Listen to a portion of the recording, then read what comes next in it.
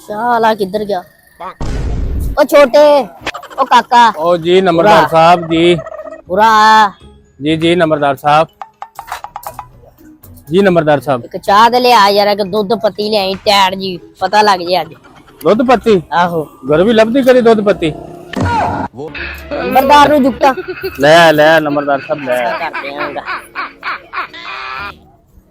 अन्ना का पैसा कर देना वाम देखेगी ना, पैसा रजब बाट को नहीं होना ना मेरे को। अल्लाह नंबरदार साहब चाह आ गई। किथे चाह? आ चाह आ गई। किथे?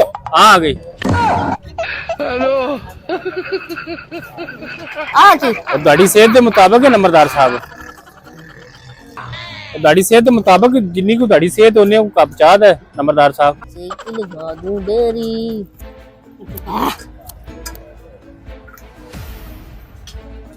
छोटे कप ले जान के। हाँ जी जी नंबरदार साहब। कितने पैसे हो गए?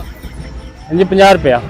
50 रुपये अरे जा क्या कर मेरे होंगे और पैसा ही बड़ा मेरे को। जा किदा तेरा कप ओडे पैसे जा, पैसा बड़ा पैसा वे डिगिया अन्ना पैसा रजब भट्ट को नहीं, किन्ना पैसा मेरे को वे पैसा जा। अच्छा कर मेरे होंगे लंबरदार दे होंगे अच्छा ही करेगा जा।